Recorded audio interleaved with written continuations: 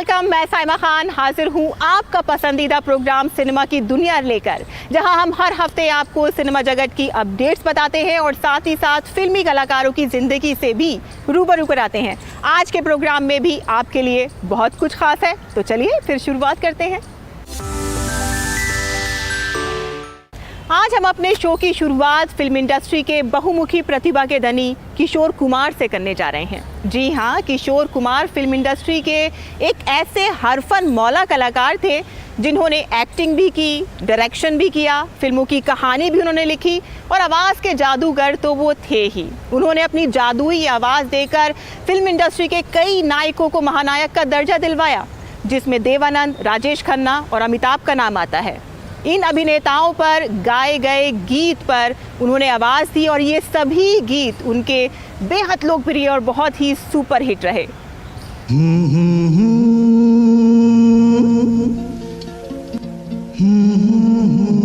किशोर कुमार के अगर व्यक्तित्व की बात करें तो वो बहुत ही मनमौजी तबीयत के थे, यानी कि चुलबुलाहट उनमें कूट कूट के भरी हुई थी। वो कब क्या कर जाएं ये किसी को नहीं पता था और शायद इसीलिए उन्होंने अपने काम में भी कई तरह के एक्सपेरिमेंट किए।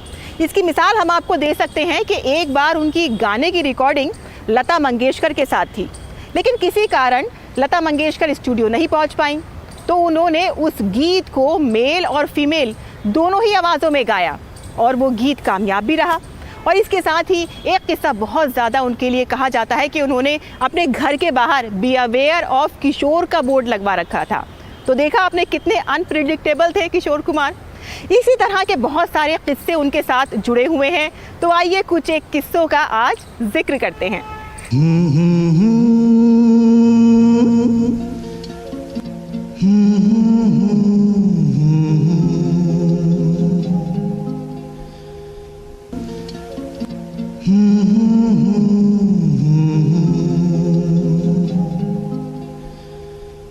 समा है सुहाना, नशे में जहां है,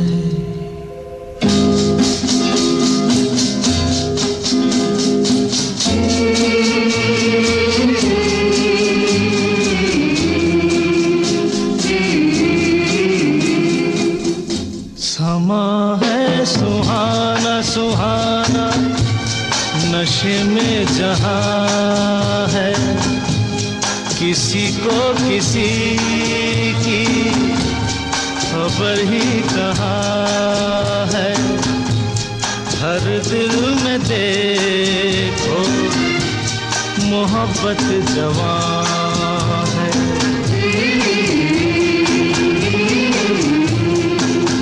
समा है सुहाना सुहाना। सिंगिंग, एक्टिंग, म्यूजिक डायरेक्शन से लेकर लिरिक्स राइटिंग, हर काम में माहिर किशोर कुमार को उनके टैलेंट ही नहीं बल्कि मज़ाहिया और मनमौजी स्वभाव के लिए भी जाना जाता है। 4 अगस्त 1929 को मध्य प्रदेश के खंडवा शहर में किशोर कुमार का जन्म हुआ था। जन्म के बाद उनके पिता ने उनका नाम आभास कुमार गांगुली रखा था, लेकिन फिल्मी दुनिया में आने के बाद वो आभास कुमार से किशोर कुमार बन गए। हो रहा है असर कि जिसको दिल जाने, देखो ये दिल की अजब दास्तां है, नजर बोलती है दिल बेजुबान। किशोर कुमार के बारे में कहा जाता है कि उन्होंने संगीत की कभी कोई ट्रेनिंग नहीं ली थी। इसके बावजूद वो सुरों के जादूगर कहलाए और करोड़ों दिलों पर राज किया।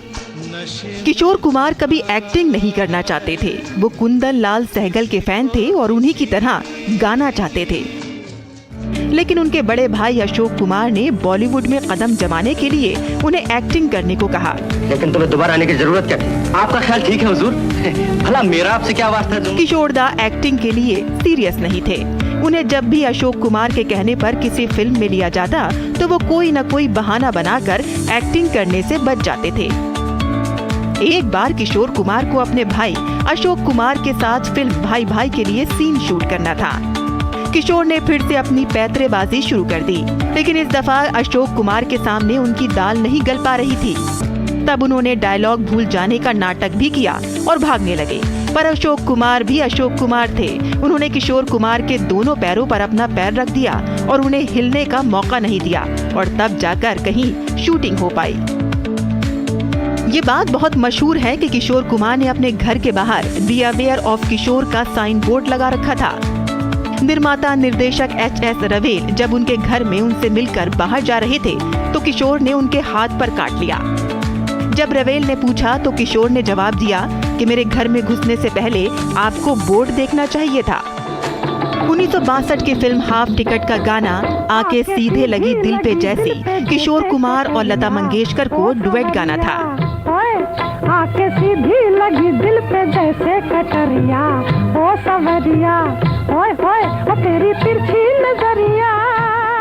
लेकिन किसी कारण लता मंगेशकर रिकॉर्डिंग नहीं कर पाई। तब किशोर कुमार ने कहा कि क्या मैं कोशिश करके देखूं। फिर किशोर कुमार ने मेल और फीमेल दोनों ही आवाजों में गाना गाया। ओए होए होए ओ जाने सारी नगरिया, आके सीधी लगी दिल पे जैसे कटरिया, ओ सवरिया। और मजे की बात तो ये रही कि गाना एक टेक में फाइनल कर दिया गया और सुपर हिट भी हुआ। एक बार किशोर दा किसी फिल्म की शूटिंग कर रहे थे, लेकिन प्रोड्यूसर ने उन्हें आधी पेमेंट ही दी थी। प्रोड्यूसर ने किशोर से कहा कि फिल्म कंप्लीट होने के बाद आधे पैसे मिलेंगे। इस बात का किशोर कुमार को बहुत बुरा लगा, लेकिन गुस्सा होने के बजाय उन्होंने इसका जवाब मजाहिया अंदाज में दिया। अगले दिन वो सेट पर आधी मूंछ और आधे बाल मुंडवा कर पहुँच गए। जब उनसे इसकी वजह पूछी गई तो उन्होंने कहा कि आधे पैसे मिले हैं तो गेटअप भी आधा ही होगा, और जब पूरे पैसे मिल जाएंगे तो गेटअप भी पूरा हो जाएगा। फिल्म शराबी के गाने इंतहा हो गई इंतजार की से भी एक दिलचस्प किस्सा जुड़ा हुआ है, और ये किस्सा खुद आशा भोसले ने एक कार्यक्रम में शेयर किया था कि किशोर दा ने पहले इस गीत को गाने से मना कर दिया, लेकिन बाद में वो इस शर्त पर गाना गाने को तैयार हुए कि वो इस गाने को शराबी की तरह ही लेट कर गाएंगे। और आखिरकार उन्होंने स्टाफ से टेबल की अरेंजमेंट करवाई और फिर टेबल पर लेट कर ही गाना रिकॉर्ड किया गया। इंतहा हो गई इंतजार की, आई ना कुछ खबर मेरे यार की। एक बार किशोर कुमार अपने करियर के शुरुआती दिनों में निर्माता निर्देशक B.R. चोपड़ा के पास काम मांगने के लिए गए, लेकिन B.R. चोपड़ा ने काम देने के लिए उनके सामने कुछ शर्तें रखी, जिसे उन्होंने मानने से साफ इनकार कर दिया। और इसके बाद जब किशोर कुमार बड़े सिंगर बन गए तो उन्होंने B.R. चोपड़ा की फिल्म में गाना गाने के लिए भी एक शर्त रखी। उन्होंने उनसे कहा कि वो धोती पहनकर पान खाते हुए आए और उनसे गाने को कहें। हालांकि B.R. चोपड़ा ना तो धोती पहनते थे और ना ही पान खाते थे। किशोर दा को लाइमलाइट में रहना और मीडिया अटेंशन पाना बिल्कुल पसंद नहीं था। वो एकांत में समय बिताना पसंद करते थे। जब उनसे पूछा गया कि आपको अकेलापन महसूस नहीं होता, इस पर किशोर कुमार ने जवाब दिया कि नहीं, मुझे बिल्कुल अकेला नहीं लगता। मैंने अपने घर में लगे इन पेड़ पौधों से दोस्ती कर ली है और उनके नाम रखे हैं। मैं इन्हीं से बातें करता हूँ।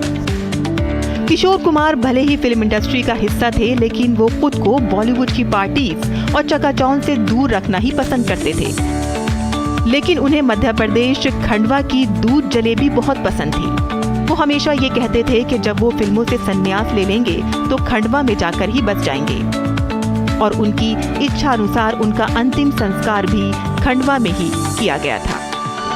जिंदगी के सफर में गुजर जाते हैं जो मकाम, वो फिर नहीं आते, वो फिर नहीं आते।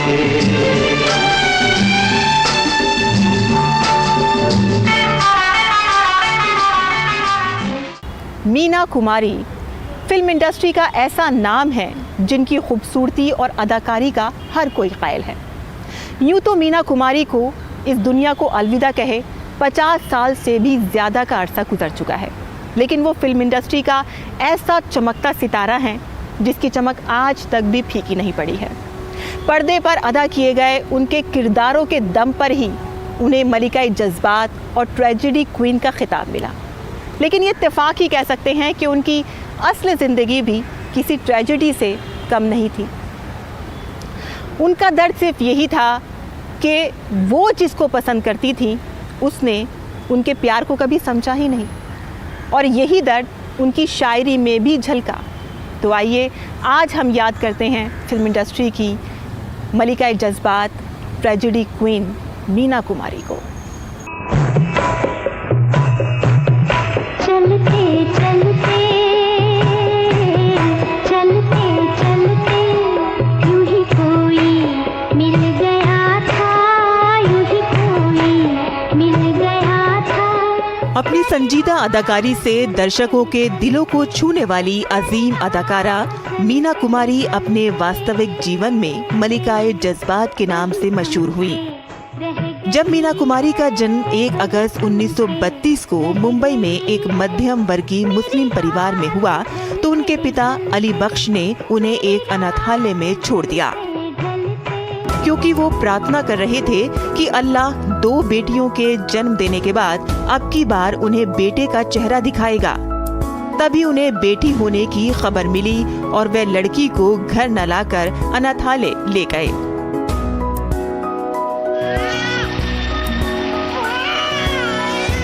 लेकिन बाद में उनकी पत्नी के आंसुओं ने उस लड़की को अनाथालय से घर लाने पर मजबूर कर दिया। मीना कुमारी की मां इकबाल बानो ने उनका नाम महजबी रखा। मीना कुमारी की आंखें बचपन में बहुत छोटी थीं, इसलिए उनके परिवार वाले उन्हें चीनी कहकर बुलाते थे। उन्होंने 1939 में लगभग 4 साल की उम्र में एक बाल कलाकार के रूप में फिल्मों में अभिनय करना शुरू कर दिया था।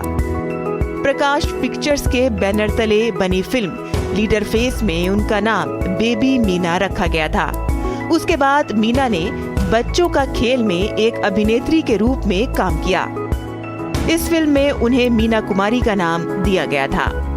1952 में मीना कुमारी को विजय भट्ट के निर्देशन में बैजू बावरा में काम करने का मौका मिला। फिल्म की सफलता के बाद वह एक अभिनेत्री के रूप में अपनी पहचान स्थापित करने में कामयाब रहीं। रहेगा मिलन, ये हमारा तुम्हारा, कहाँ रहा वो मिलन? बैजू, बैजू तुम कहाँ? 1952 में ही मीना कुमारी ने फिल्म निर्माता कमाल अमरोही से शादी की। 1962 उनके फिल्मी करियर के लिए सफल साबित हुआ। आरती, मैं चुप रहूंगी और साहिब बीवी और गुलाम जैसी फिल्में मंजर-ए-आम पर आईं और उन्हें सर्वश्रेष्ठ अभिनेत्री के फिल्म फेयर पुरस्कार के लिए नामांकित किया गया। फिल्म फेयर के इतिहास में ये पहली बार था कि किसी अभिनेत्री को 3 फिल्म फेयर नामांकन प्राप्त हुए हों। 1964 में कमाल अमरोही के साथ उनकी शादीशुदा जिंदगी में तल्खी आ गई और दोनों अलहदा रहने लगे। कमाल अमरोही की फिल्म पाकीज़ा को बनने में लगभग 14 साल लगे। कमाल अमरोही से अलग होने के बावजूद मीना कुमारी ने शूटिंग जारी रखी, क्योंकि उनका ख्याल था कि पाकीज़ा जैसी फिल्मों में बार बार काम करने का मौका नहीं मिलता। अशोक कुमार के साथ मीना कुमारी की जोड़ी को काफी पसंद किया गया था। जो काम तुम अधूरा छोड़ गई थी मैं उसे पूरा किए देता हूँ। बेहतरीन अभिनय के लिए उन्हें 4 बार फिल्म फेयर का सर्वश्रेष्ठ अभिनेत्री के पुरस्कार से नवाजा गया।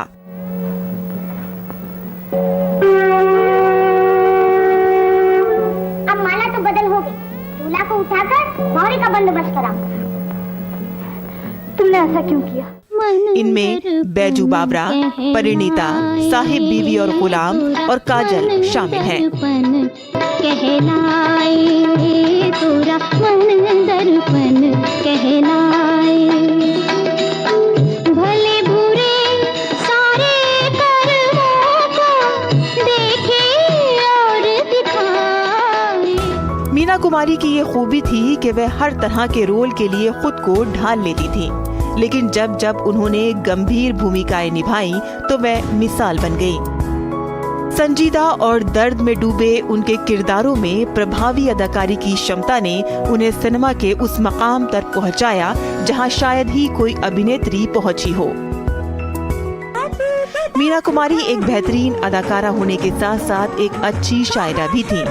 उनके किरदारों की तरह उनकी शायरी में दर्द, बेचैनी, तन्हाई, कड़वाहट, मायूसी का एक सिलसिला नजर आता है।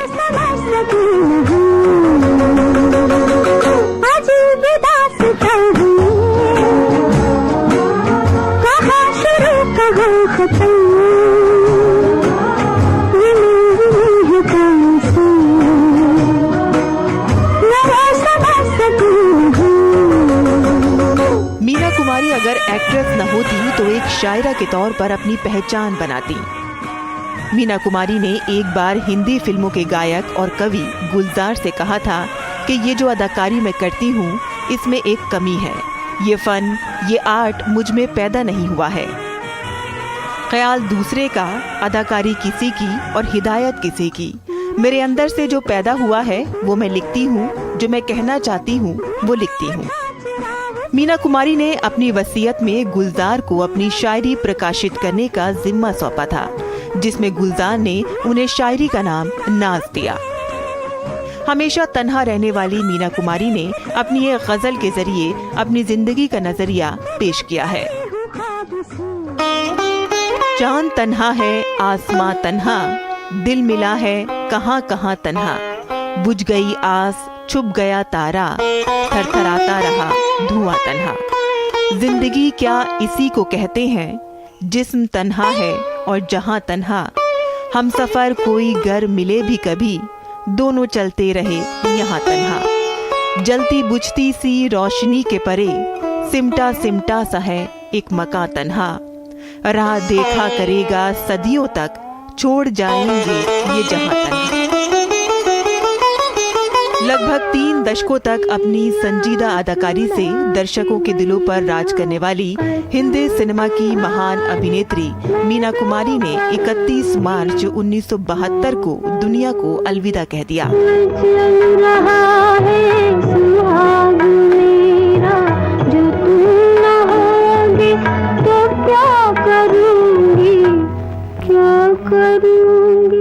मीना कुमारी की जिंदगी ऐसी बाकमाल जिंदगी रही जिसने भारतीय सिनेमा को बहुत कुछ दिया, लेकिन इतनी कामयाब अभिनेत्री होने के बावजूद मीना कुमारी ने अपने आखिरी पल बेहद मुश्किल हालात में गुजारे और इसका हिसाब कोई नहीं दे सकता।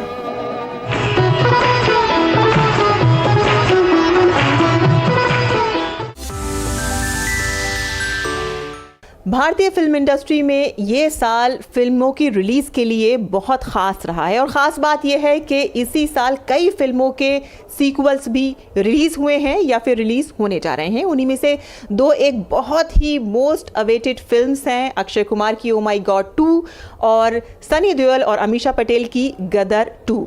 ये दोनों ही फिल्में अब दर्शकों के लिए पेश होने जा रही हैं। ज़बरदस्त ये फिल्में रही हैं अपने दौर की और अब इनके सीक्वल्स आ रहे हैं। किस तरह का रिस्पांस अब पब्लिक देगी, इसी पर बात करने के लिए फिल्म क्रिटिक्स मुर्तज़ा अली हमारे साथ हैं। आइए उनसे बात करते हैं और जानते हैं। सबसे पहले मुर्तज़ा जी, हम बात करेंगे गदर 2 की। अपने दौर की बहुत ही कामयाब फिल्म रही थी, 2001 में रिलीज़ हुई थी, कामयाबी के रिकॉर्ड तोड़ दिए थे इस फिल्म में। सनी देओल को बहुत ज़्यादा खास पसंद किया गया था। अब गदर 2 आ रही है, आपको क्या लगता है सनी देओल का चार्म अभी भी बरकरार है? देखिए, मुझे लगता है सनी देओल का चार्म बरकरार है और तारा सिंह और जो सकीना की लव स्टोरी थी, आई थिंक उसको लोग जानना चाहते हैं कि अब किस मोड़ पे जाएगी वो कहानी। और ये सीक्वल बेसिकली 1971 में सेट है, जब इंडो पाक वॉर हो रही थी और पाकिस्तान ने बहुत ज़्यादा अल्टीमेटम दिया था और इंडिया ने कैसे उसका जवाब दिया था, मुंह तोड़ जवाब दिया था और कैसे हमने फतह पाई थी। तो उस कहानी के बैकड्रॉप पे सेट है। और पिछली बार हमने देखा था कि उनका नेमेसिस जो थे अशरफ अली के, इस बार एक आर्मी के मेजर जनरल हैं जो कि उनकी जो बेटे हैं उनको अपनी कस्टडी में ले लेते हैं, टॉर्चर करते हैं। तो इस बार तारा सिंह बेसिकली पाकिस्तान जाएगा अपने बच्चे के लिए। पिछली बार गए थे वो सकीना के लिए और इस बार जाएंगे अपने और सकीना की प्यार की निशानी को वापस हिंदुस्तान लाने के लिए। और बहुत ही हार्ड हिटिंग डायलॉग्स हैं। अभी ऑलरेडी उसको लेके बहुत स्पेकुलेशन और बस क्रिएट हो चुका है। एडवांस बुकिंग के मामले में भी फिल्म कमाल कर रही है। और अनिल शर्मा जी ने बताया कि सनी देओल को कन्विंस करना थोड़ा मुश्किल था उनके लिए। सनी देओल कह रहे थे कि इतनी एपिक फिल्म है, इतनी फेमस फिल्म है, क्या इसको छेड़ना ज़रूरी है। फिर जब उन्होंने पूरा का पूरा स्क्रीन प्ले नरेट किया तो सनी देओल कन्विंस हुए और फाइनली उन्होंने फिल्म करी। और जो मैंने रशेस देखे हैं उसमें लग रहा है कि वही इंटेंसिटी, वही केमिस्ट्री दिख रही है अमीषा पटेल और सनी देओल के बीच में। जो नए कलाकार हैं वो भी बहुत कमाल की हार्ड हिटिंग परफॉर्मेंसेज देते हुए दिख रहे हैं। तो मैं तो बहुत एक्साइटेड हूँ इस फिल्म को लेकर, और पूरा का पूरा इंडिया एक्साइटेड है इस फिल्म को लेकर कि इस बार जब तारा सिंह पाकिस्तान जाएगा तो किस तरह से लोहा लेगा पाकिस्तान का। जी बिल्कुल, एडवांस बुकिंग इसकी ओपन हो चुकी है और बम्पर ओपनिंग हुई है। हमने देखा है कि लोग बहुत ज़बरदस्त बुकिंग करा रहे हैं। तो या हम कह सकते हैं कि सिनेमा में जो इस तरह के सीक्वल्स बनाने के जो एक्सपेरिमेंट किए जा रहे हैं तो ये कामयाब भी साबित हो रहे हैं। देखिए, सीक्वल में थोड़ा सा चैलेंज ये रहता है कि चूंकि बेंचमार्क पहले से ही सेट होता है तो लोगों की एक्सपेक्टेशंस बड़ी भी होती है। तो उस एक्सपेक्टेशन पे अगर आप खरे नहीं उतरते तो फिर आप औंधे मुंह बॉक्स ऑफिस पे गिर जाते हैं। तो ये एक बहुत बड़ा चैलेंज है कि आपके पास वो कैरेक्टर्स हैं जिनको कि ऑडियंस प्यार दे चुकी है, आपके पास एक बैकड्रॉप है जो ऑडियंस ने पसंद किया था, तो उस बैकड्रॉप को आप आगे कितनी खूबसूरती के साथ बढ़ा पाते हैं, उन परफॉर्मेंसेस को जस्टिफाई कर पाते हैं, वो एक्टर्स दोबारा से उस रोल में एक्सेप्ट होते हैं कि नहीं होते। बिकॉज हमें देखना होगा कि more than 3 years have passed since गदर केम। तो ये चैलेंज बहुत इंपॉर्टेंट था कि जो ये लीप लेंगे, टाइम लीप जो लेंगे, उसको कैसे निभाएंगे। तो सनी देओल की बात करें, अमीषा पटेल की बात करें, दोनों तारा सिंह और सकीना के रोल में बहुत कन्विंसिंग लग रहे हैं। जो एज गैप है उसको भी उन्होंने बहुत अच्छी तरह से निभाया है। वहाँ 47 थी तो यहाँ 71, तो तकरीबन जितना रियल लाइफ में एज हुई है उतना ही वहाँ पे भी हो रही है। तो ये चीज़ बहुत कमाल की है कि उनके कैरेक्टर्स की ऑर्गेनिक ग्रोथ दिख रही है कि अच्छा 47 से 71 और यहाँ 2001 से 2023। ये बहुत आपने रियलिस्टिक बात करी। और अब बात करते हैं ओ माई गॉड 2 की। अक्षय कुमार की ये ट्रेलर देखा है, ज़बरदस्त उनकी जो परफॉर्मेंस है और ख़ास तौर पे उनका गेटअप जो है वो बहुत दमदार मुझे लगा है उसमें। लेकिन सेंसर बोर्ड की तरफ से इसमें कुछ चेंजेस किए गए हैं, तो वो किस तरह के चेंजेस हैं? पहले तो ये है कि ए रेटेड फिल्म है, तो अक्षय कुमार की ए रेटेड फिल्म अपने आप में एक बहुत यूनिक चीज़ है, क्योंकि यूजली वो फैमिली एंटरटेनर्स बनाते हैं तो अनरिस्ट्रिक्टेड कैटेगरी में ज़्यादातर उनकी फिल्म्स रहती हैं। पर आदि पुरुष के बाद थोड़ा सेंसर बोर्ड जो है वो ज़्यादा स्ट्रिक्ट हो गया है। वो इस तरह की चीज़ों में जहाँ पे किसी के आराध्य इन्वॉल्व हों उसको लेके बहुत पर्टिकुलर है। तो बीच में जब इसका टीज़र और फर्स्ट लुक आया था तो उसमें ये लग रहा था कि वो भगवान शिव का रोल प्ले कर रहे हैं अक्षय कुमार इसमें, पर अब एक तरह से he is more like a messenger. तो बेसिकली भगवान शिव ना होके वो भगवान शिव के मैसेंजर रहेंगे। पर मोर और लेस स्टोरी में इससे ज़्यादा बदलाव नहीं आने वाला, क्योंकि जो कहानी है वो एक आस्तिक इंसान की है जिसकी बहुत आस्था है भगवान शिव ने, जिसका रोल पंकज त्रिपाठी प्ले कर रहे हैं। और उनकी ज़िंदगी में जिस तरह की बाधाएं आती हैं, उन बाधाओं में कैसे उनके आराध्य जो हैं भगवान शिव महादेव वो कैसे उनका निवारण करेंगे, ये उसको लेकर है। और अक्षय कुमार जो है थोड़ा सा उनके कैरेक्टराइजेशन में बदलाव ज़रूर आया है, लेकिन मोर और लेस अगर देखा जाए तो आई डोंट थिंक कि इससे फिल्म के नैरेटिव पे या एंटरटेनमेंट वैल्यू पे कोई फ़र्क पड़ेगा। क्योंकि हमारे दिमाग में वो जैसे ही कोई वो लुक लेके आता है तो ऑब्वियसली हमारे दिमाग में वो जो इमेजिनेशन है भगवान शिव की, वो इमेजिनेशन अपनी जगह हो ही जाएगी। और मुझे नहीं लगता कि नैरेटिव पे इसका ज़्यादा फ़र्क पड़ेगा, और एंटरटेनमेंट पे भी मुझे लगता है इसका ज़्यादा फ़र्क नहीं पड़ेगा। एक बड़ा चेंज इसमें ये किया गया है कि परेश रावल की जगह रिप्लेस किया है पंकज त्रिपाठी को। तो क्या आपको लगता है कि फैंस जो हैं पंकज त्रिपाठी को उसी नज़र से देखेंगे? परेश रावल जी को तो कोई रिप्लेस कर ही नहीं सकता है। उन्होंने जो भी रोल प्ले किया है अपने करियर में उसको वो इमोर्टलाइज कर देते हैं। लेकिन क्योंकि सेम कैरेक्टर प्ले नहीं कर रहे हैं पंकज त्रिपाठी, एक डिफरेंट कैरेक्टर प्ले कर रहे हैं, तो एक चीज़ ये है कि पंकज त्रिपाठी का जो इस वक्त क्रेज़ है ऑडियंसेस में, जो उन्होंने रियलिस्टिक रोल्स प्ले किए हैं पिछले 4-5 साल में, अगर न्यूटन से बात करें उसके बाद लगातार उनकी जो परफॉर्मेंसेज रही हैं, चाहे स्त्री में हम बात करें, चाहे मिनिमी में उनकी हम परफॉर्मेंस की बात करें, चाहे हम किसी भी फिल्म में उनकी जो परफॉर्मेंस देखें, गुंजन सक्सेना में अगर हम उनकी परफॉर्मेंस देखें जहाँ उन्होंने एक फादर को रोल प्ले किया, तो उन्होंने जस्टिफाई किया है और उनकी एक फॉलोइंग भी है। ऑफकोर्स परेश रावल जी से कंपेयर नहीं कर सकते क्योंकि ये डिफरेंट कैरेक्टर है, तो एक्सपेक्टेशंस जो हैं वो बहुत ज़्यादा हैं ऑडियंस की। क्या उस एक्सपेक्टेशन पे खरे उतर पाएंगे? प्लस पहली बार हमें एक बहुत इंटरेस्टिंग कॉम्बिनेशन देखने को मिल रहा है अक्षय कुमार और पंकज त्रिपाठी का एक साथ। एक जो है सुपरस्टार हैं और एक जो है वो दिलों के सुपरस्टार हैं। जिस तरह से पंकज त्रिपाठी की पब्लिक फॉलोइंग है, लोग उनको बहुत पसंद करते हैं, तो आई थिंक बहुत इंटरेस्टिंग केमिस्ट्री होने वाली है दोनों की। और एक भक्त है और एक आराध्य है, तो वो भी बहुत इंटरेस्टिंग एलिमेंट लेके आएगा कि जब अक्षय कुमार भगवान शिव के रोल में होंगे और शिव भक्त बने हैं यहाँ पे पंकज त्रिपाठी, तो ये बहुत इंटरेस्टिंग डायनेमिक है जो मुझे लग रहा है कि इसका कसौटी जो है उस पर खरे उतरते हुए दिख रहे हैं मुझे पूरी क्रिएटिव टीम वाले। जी मुर्तज़ा जी, बहुत बहुत शुक्रिया हमसे बात करने के लिए। और हमें अब उम्मीद करते हैं कि ये दोनों ही फिल्में अब पब्लिक के सामने रिलीज़ होने जा रही हैं और अब पब्लिक को फैसला करना है कि वो किस फिल्म को थम अप करती है और किसे थम डाउन करती है, लेकिन उम्मीद तो दोनों ही फिल्मों से बहुत ज़्यादा है। सिनेमा की दुनिया में आज के लिए बस इतना ही। अगले हफ्ते हम फिर हाजिर होंगे सिनेमा जगत की कुछ और सरगर्मियां और अपडेट्स लेके। तब तक के लिए हमें इजाज़त दीजिए। Bye bye, take care and नमस्कार।